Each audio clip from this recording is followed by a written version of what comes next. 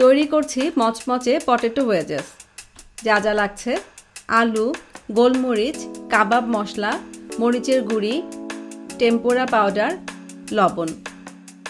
আলুগুলোকে ছিলে নিয়েছি। এখানে মাঝারি আকৃতির 5টি আলু আছে। আলুগুলোকে এবার চাকু দিয়ে ঠিক এভাবে কেটে নিচ্ছি। একটা আলুকে এভাবে 4 ভাগ করে নিচ্ছি। একটু খেয়াল রাখতে হবে সাইজগুলো যেন সমান হয়। এভাবে সবগুলো কেটে নিয়েছি। আধা চা চামচ পরিমাণ লবণ দিয়ে দিচ্ছি, আধা চা চামচ মরিচের গুঁড়ি, আধা চা চামচ কাবাব মশলা, গোলমরিচের গুঁড়ি স্বাদ অনুযায়ী। খুব ভালো করে মাখিয়ে নিচ্ছি। একটু উল্টে পাল্টে মাখতে হবে, সব মশলা যেন আলুর সাথে একদম খুব ভালো করে মিশে যায়। মাখানোর সময় এখানে কোনো পানি দেওয়ার প্রয়োজন নেই।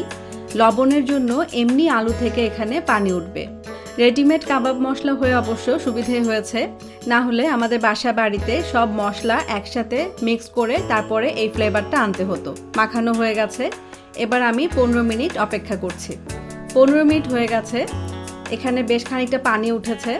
এবার আলুগুলোকে হাত দিয়ে ধরে বাড়তি পানিটুকু ফেলে দিচ্ছি।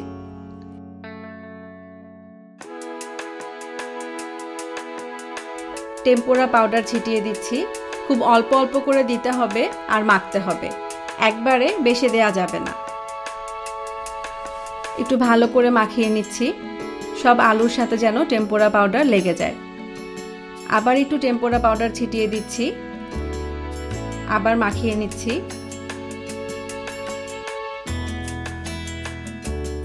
হয়ে গেছে। এবার আমি ভাজার জন্য চলে যাচ্ছি। চুলায় একটা পাত্র দিয়ে তেল গরম করে নিয়েছি। ডুবো তেলে এবার আমি ওয়েজেসগুলো দিয়ে দিচ্ছি। একটু ছড়িয়ে ছড়িয়ে দিচ্ছি যেন একটা আলুর সাথে আরেকটা আলু লেগে না যায়। একটা কাঠি দিয়ে এভাবে একটু আলুগুলোকে আলগা করে দিচ্ছি।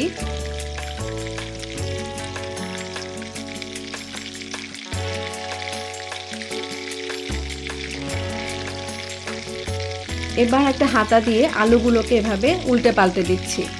একটু ঘন ঘন উল্টাতে হবে, না হলে পুড়ে যেতে পারে। চুলোর আঁচটা মিডিয়াম থাকবে, আর সবসময় এটা মিডিয়ামই রাখতে হবে, না হলে আলুগুলো বাইরে পুড়ে যাবে আর ভেতরটা কাঁচা রয়ে যাবে। একটু ঘন ঘন উল্টাতে হবে, তাহলে দুপাশ খুব সুন্দর গোল্ডেন ব্রাউন কালার হবে। প্রায় হয়ে এসছে এটা।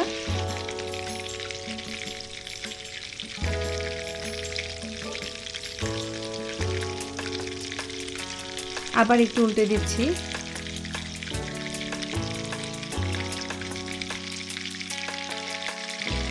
খুব সুন্দর একটা গন্ধ বের হয়েছে, দেখতেও বেশ সুন্দর লাগছে।